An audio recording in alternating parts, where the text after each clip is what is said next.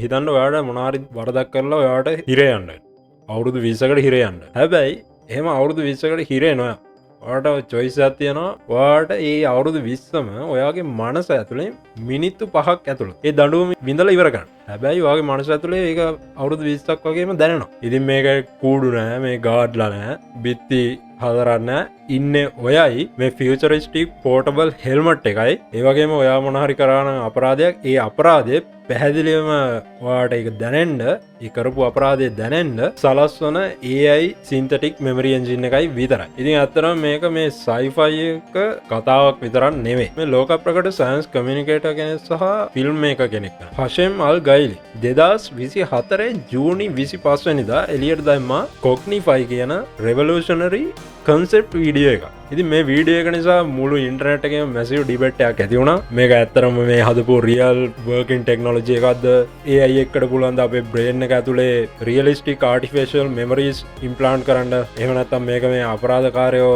සුවපත් කරන ultimate රීහැබිලිටේෂන් system එකක්ද, එහෙමත් නැත්නම් වෙනස් සයිකොලොජිකල් දෙයක්ද කිය. ඉතින් අද වීඩියෝ එකෙන් අපි මේ කොග්නිෆයි AI ප්‍රිසන් කන්සෙප්ට් එක ගැන සම්පූර්ණ බ්‍රේක් ඩවුන් එකක් තමයි ඔයාලට අරගෙන එන්නේ. Science, neural mechanism, economic shift එක, මෙතන තියෙන මේ මැසිව් එතිකල් රෙඩ් ෆ්ලැග්ස් සහ රියලිටි ෆැක්ටර් එකක් තමයි මම ඔයාලට කියන්නේ. ඉතින් ඊට කලින් අපේ channel එක subscribe කරලා නැත්නම් මේ වගේ අලුත් මේ විස්තර දැනගන්න channel එක දැම්මම subscribe කරන්න. එහෙනම් වීඩියෝ එකට යමු.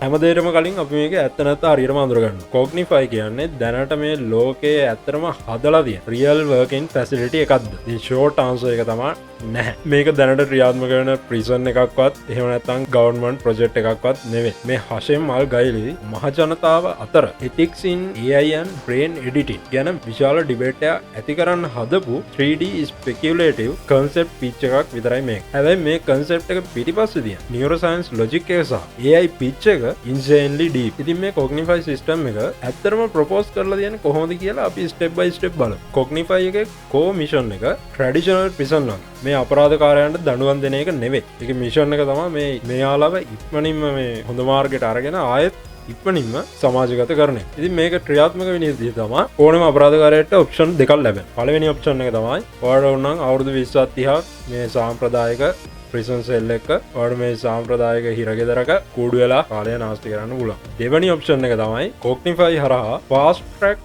රීහැබිලිටේෂන් එකක් එකකට යටත් වෙලා විනාඩි කීපයකින්ම නිදහස් වෙන එක. ඉතින් මේ විනාඩි කීපයකින් නිදහස් වෙනවා කියවට මේක හිතන තරම් ලේසි නෑ. විස්තරات බලමු මේක. ඉතින් මේ ප්‍රිසන මේ දෙවෙනි ඔප්ෂන් එක තෝරගත්තොත් එහෙම නැත්නම් මේ කොග්නිෆයි ෆාස්ට් ට්‍රැක් ඔප්ෂන් එක තෝරගත්තොත් ඒ ගමම් එයාගේ හයි රෙසොලූෂන් බ්‍රේන් ස්කෑන් එකකින් ඩීටේල් නියුරල් පාත්වේ මැප් එකක් හදනවා. ඉතින් මෙතනදි මේ බ්‍රේන් එකේ විශේෂිත රීජන් 5ක් එයාලා ටාගට් කරනවා. ඉතින් මේ ටාගට් නියුරල් පාත්වේස් අඳුරගත්තට පස්සේ මේ ප්‍රිසනගේ ඔළුව වටේට කොග්නිෆයි පෝටබල් හෙඩ් ගියර් එක එයාට දානවා. ඉතින් මෙතනදි ප්‍රධාන වෙනස්කම් 4ක් සිද්ධ වෙනවා. පළවෙනි එක තමයි ටයිම් ඩයලේෂන් ෆිනෝමිනා. يعني කාලය වෙනස් වෙනවා. රියල් වර්ල්ඩ් එකේ විනාඩි 5ක් ගත වෙද්දී AI එක මගින් ප්‍රිසනගේ බ්‍රේන් එක ඇතුලේ ටයිම් පර්සෙප්ෂන් එක රැප් කරනවා. ඒ කියන්නේ මේ ප්‍රිසනගේ මනසට දැනෙන්නේ අර විනාඩි 5 අවුරුදු ගණනක් වගේ, අවුරුදු ගණනාවක් වගේ. දෙවෙනි එක තමයි seamless neural integration. ඉතින් AI එකේ real time generator hyper realistic memories ප්‍රිසනගේ existing neural network එකට එකතු කරන්න කිසිම අරක් මේක මේ බොරුවක් නෙවෙයි කියලා දැනෙන විදියට. එහෙම සැකයක් අර හිත ඇතුලේ ඇති වෙන්නේ නැති විදියට තමයි මේක එකතු කරන්නේ. ඉතින් මේක නිසා ඒ කාට හරි දැනෙන්නේ මේවා ඇත්තටම එයාලා ජීවිතේ මූණ දුන්න ඇත්ත සිදුවීම් වගේ. ඉතින් ඊළඟ දේ තමයි tailored crime simulation. අපරාධකාරයාට මේ තමන්ගේ victim ගේ ඇසෙන් පෙනෙන විදියට ඒ අපරාධය අත්විඳින්න සලස්වන්න. හිතන්න මේ victimට දැනෙන වේදනාව, එහෙම නැත්නම් බය, එහෙම නැත්නම් එයාගේ පවුලේ හිතන්න මොන හරි දෙයක් කළා කෙනෙක් මැරිලා යනවා. තෝඩේ මැරුණ කෙනයි පවුලේ අයට සිදුවෙච්චේ බලපෑම එහෙම ට්‍රෝමා එක තමන්ගේම මතකයක් විදිහට අර තමන්ට වෙනවා වගේ දැනෙන්න සලස්වනවා. ඒ වගේ මේ මූල්‍ය අපරාධ කරපු අයට ඒකෙන් අර අනිත් අයගේ ජීවිතවලට උන විනාශය, එහෙම නැත්නම් අර දීර්ඝකාලීනව සමාජයකට උන සමාජීය බලපෑම අත්විඳින්න සලස්වනවා. ඉතින් අපේ එහෙම කරපු අයට මේක දැම්මොත් නම් කොහොමවත් ඉන්න බැරි. ඒ වගේම මේ පෝටබල් හાર્ඩ්වෙයාර් එක ඉතාම ඩියුරබල්, එනර්ජි එෆිෂන්ට් සහ ප්‍රිසන් සිකියුරිටි සිස්ටම්ස් එක සංකලනය වෙන්න පුළුවන් විදිහට තමයි කන්සෙප්ට් එක හදලා තියෙන්නේ. ඉතින් ඒ වගේම මේ සෙෂන් එකක් ඉවර වුණාට පස්සේ ප්‍රිසනගේ මේ පවුලයට ඩීටේල් සයිකොලොජිකල් රිපෝට් එකක් දෙනවා ප්‍රිසනගේ අලුත් positive personality traits වලට adapt වෙන. හෂෙන් මල් ගයිලි මේ concept එකෙන් පෙන්වන ප්‍රධානම social and economic advantage එක තමයි රටක මේ economy එක save කරන එක. ඉතින් මේ සාම්ප්‍රදායික බන්ධනාගාර නැත්නම් මේ දැනට අපේ රටේ වගේ තියෙන බන්ධනාගාර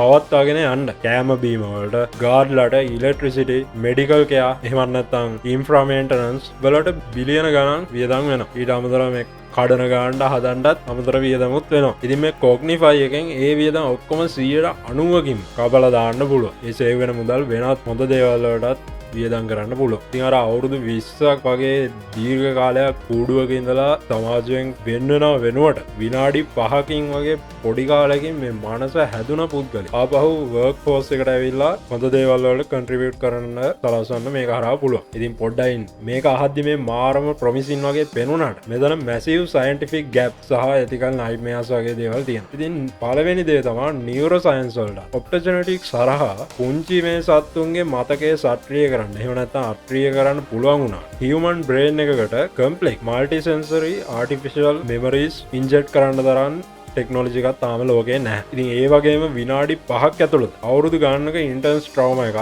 සහ ගිල්ට් එකක් බ්‍රේන් එකට ෆෝස් කරොත් ඒ පුද්ගලයා රීහැබිලිටේෂන් වෙනවා වෙනුවට කම්ප්ලීට් මෙන්ටල් බ්‍රේක් ඩවුන් එකකට උනත් යටෙන්න පුළුවන්. ඉතින් ඒකට තියෙන ඉඩකඩ ඉතාමත් වැඩි. එහෙම නැත්නම් හිතන්න මේ වගේ ටෙක්නොලොජි එකක් ඩික්ටේටර් කෙනෙක්ට වගේ හම්බුන මොකද වෙන්නේ කිය. අර පොලිටිකල් ඔපොනන්ට්ස් ලගේ මතකේ වයිප් අවුට් කරලා දාන්නත් පුළුවන් වෙයි. එහෙම නැත්නම් නොකරපු අපරාධ වලට ෆේක් මෙමරිස් ඉම්ප්ලාන්ට් කරලා වැඩිකාරයෝ කරන්න උනා පුළුවන්. ඒ වගේම මෙතන තවත් ප්‍රශ්නයක් තියෙනවා. AI එකට පුළුවන් අපේ බ්‍රේන් එකට අවුරුදු ගානක කම්ප්ලෙක්ස් මෙමරිස් විනාඩි 5ක් වගේ ඇතුළත මේ සවි කරන්න. ඇයි මේක ප්‍රිසන් වලට විතරක් සීමා කරන්නේ? අපිට පුළුවන් නම් ડોක්ටර් කෙනෙක්ගේ දැනුම, ඇඩ්වාන්ස් කෝඩින් ස්කිල්ස්, එහෙම නැත්නම් රොකට් සයන්ස් නොලෙජ් එක පවා ඕනෑම මිනිහෙක්ගේ මනසට අප්ලෝඩ් කරන්න පුළුවන්. ඉතින් මේ වගේ දේවල් කරන්න තර මැට්‍රික්ස් මූවී එක වගේ විශාල එක විප්ලවයකට ලක් වෙනවා. දැන් මම ඔයාලෙන් ප්‍රශ්නයක් අහන්න. අනාගතයේදී මේ වයලන්ට් ක්‍රිමිනල්ස්ලාට හිරගෙවල් වලට යනවා වෙනුවට මෙන්න මේ වගේ කොග්නිෆයි AI මෙමරි සිස්ටම් එකක් පාවිච්චි කරන්න අවස්ථාව ලැබුණා. ඔයාලා ඒකට එකග වෙනවද නැද්ද? මොකද හිතන්නේ කියලා